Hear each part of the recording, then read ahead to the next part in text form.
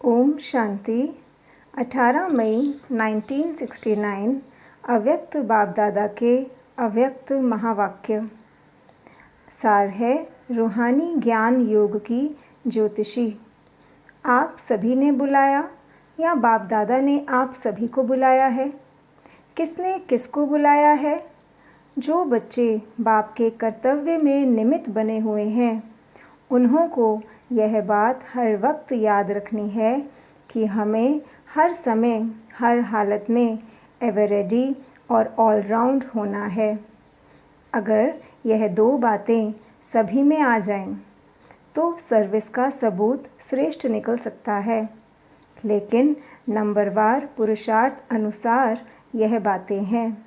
आप निमित्त बने हुए बच्चों को यह स्लोगन याद रखने चाहिए कि हम जो कर्म करेंगे, मुझे देख और भी सभी करेंगे। हर समय अपने को ऐसा समझो जैसे ड्रामा के स्टेज पर सभी के सामने हम पार्ट बजा रहे हैं। एक होता है अपने आप से रिहर्सल, एक होता है स्टेज पर सभी के सामने पार्ट बजाना। तो स्टेज पर एक्ट करने वालों का अपने ऊपर कितना ध्यान रहता है? एक एक एक्ट पर हर समय अटेंशन रहता है। हाथों पर, पाँव पर, आँखों पर, सभी पर ध्यान रहता है। अगर कोई भी बात नीचे ऊपर होती है तो एक्टर के एक्ट में शोभा नहीं देती। तो ऐसे अपने को समझकर चलना है। 3 मिनट का रिकॉर्ड जब भरते हैं तो कितना ध्यान देते हैं? आप सभी भी अपने 21 जन्मों का रिकॉर्ड भर रहे हो तो भरते समय बहुत ध्यान रखना है। रिकॉर्ड में ज़रा भी नीचे ऊपर हो जाता है तो वह रिकॉर्ड हमेशा के लिए रद्दी हो जाता है। तुम्हारा भी 21 जन्मों के लिए सतयुगी राजधानी का जो रिकॉर्ड भरता है तो वह रद्द ना हो जाए। रद्द हुआ तो फिर दूर हो जाते हैं। तो ये सोचना चाहिए हमारे हर कर्म के ऊपर सभी की आँख है। एक्टर्स जब देखते हैं हमको सभी देख रहे हैं तो खास अटेंशन रहता है। कोई देखने वाला नहीं होता है तो अलबेलापन रहता है। तो हमेशा समझना चाहिए हम भले अकेलेपन में कुछ करते तो भी सृष्टि के सामने हैं। सारी सृष्टि की आत्माएं चारों ओर से हमें देख रही हैं। अगर एक एक फूल ऐसा संपूर्ण और सुंदर हो जाए तो इस बगीचे की खुशबू कितनी फैल जाती। लेकिन क्यों नहीं फैलती? उसका कारण क्या? खुशबू के साथ साथ कहाँ कहाँ बीच में और बात भी आ जाती है। भले खुशबू कितनी हो, लेकिन खुशबू से भी जल्दी फैलने वाली बदबू होती है। जो ज़रा सी बात सारी खुशबू को समाप्त कर देती है। अविनाशी खुशबू जिसको सदा गुलाब कहते हैं। एक होता है सदा गुलाब और दूसरा होता है गुलाब और तीसरा होता है रूहे गुलाब। पहला नंबर है रूहे गुलाब। वह रूह की स्थिति में रहता है और रूहानी रूह के हमेशा नज़दीक है। ऐसे हैं रूहे गुलाब।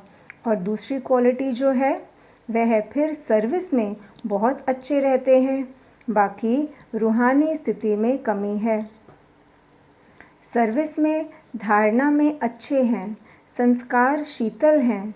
खुद अपने को क्या समझते हो? किस नंबर का फूल समझते हो? कांटे तो यहाँ हो भी न सके, हैं तो सभी गुलाब, लेकिन गुलाब में भी फ़र्क है ना। जो रूहे गुलाब होंगे उनकी निशानी क्या होगी?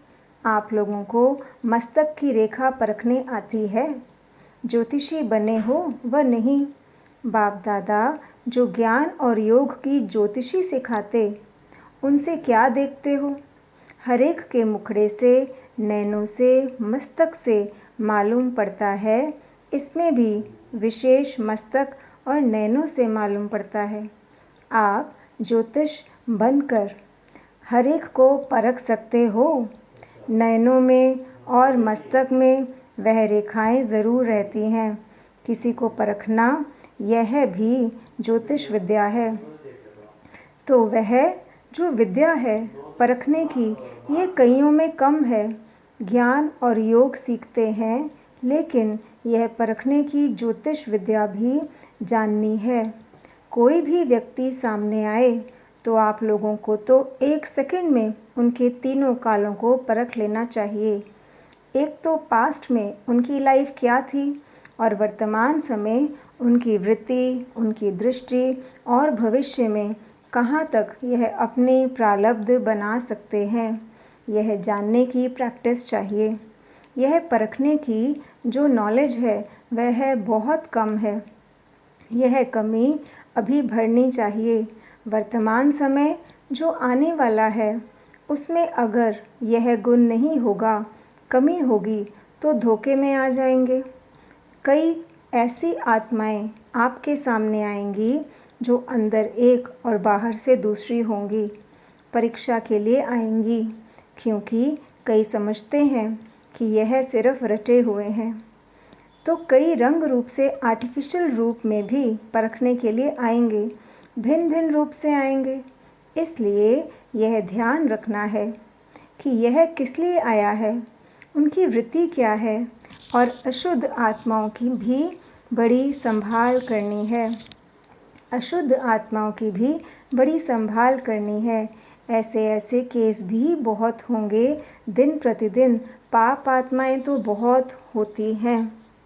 आपदाएं, अकाले मृत्यु, पाप कर्म बढ़ते जाते हैं, तो उन्हों की वासनाएं जो रह जाती हैं वह फिर अशुद्ध आत्माओं के रूप में भटकती हैं। इसलिए यह भी बहुत बड़ी संभाल रखनी है। कोई में अशुद्ध आत्मा की प्रवेशता होती है तो उनको भगाने के लिए एक तो धूप जलाते हैं और आग में चीज़ को तपा कर लगाते हैं और लाल मिर्ची भी खिलाते हैं। तो आप सभी को फिर योग की अग्नि से काम लेना है।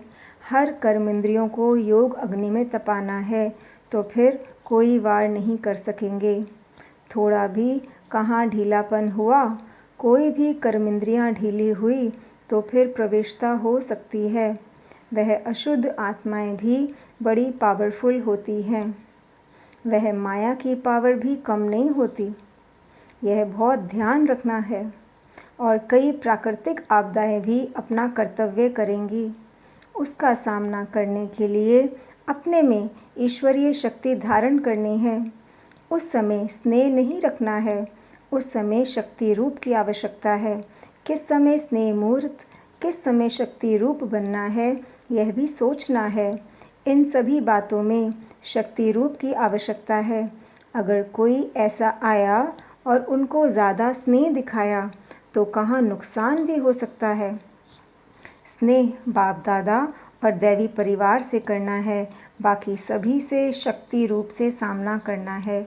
कई बच्चे गफलत करते हैं जो उन्हों के स्नेह में आ जाते हैं। वह स्नेह वृद्धि होकर कमज़ोर कर देता है। इसलिए अब शक्ति रूप की आवश्यकता है। अंतिम नारा भी भारत माता शक्ति अवतार का गायन है। गोपी माता थोड़ी कहते हैं, अब शक्ति रूप का पाठ है। गोपिकाओं का रूप साकार में था, अब अव्यक्त रूप से शक्ति का पाठ है। हर एक जब अपने शक्ति स्वरूप में स्थित होंगे तो इतने सभी की शक्ति मिलाकर कमाल कर दिखाएगी। यादगार रूप में अंतिम चित्र कौन सा दिखाया हुआ है? पहाड़ को अंगुली देने का। अंगुली यह शक्ति की देनी है। इससे ही कलयुगी पहाड़ खत्म होगा। इसमें हर एक की अंगुली की दरकार है। अभी वह अंगुली पूरी रीति नहीं है। उठाते ज़रूर हैं, परंतु कोई की भी सीधी, कोई की टेढ़ी भी हो जाती है। जब पूरी अंगुली होगी तब प्रभाव निकलेगा। एक ऐसे उंगली देनी है। इस कलयुगी पहाड़ को जल्दी उंगली देकर फिर सतयुगी दुनिया को लाना है। साकार के साथ स्नेह है तो जल्दी जल्दी इस पुरानी दुनिया से चलने की तैयारी करो। आप कहेंगे अभी सर्विस कहाँ हुई है, लेकिन सर्विस भी किसके लिए रुकी है। अगर आप हर एक शक्ति स्वरूप में स्थित हो जाओ तो आपके जो भूले भटके भक्त हैं ना, न चाहते भी चकमक चुंबक के आगे आ जाएंगे। देरी नहीं लगेगी। अच्छा, ओम शांति।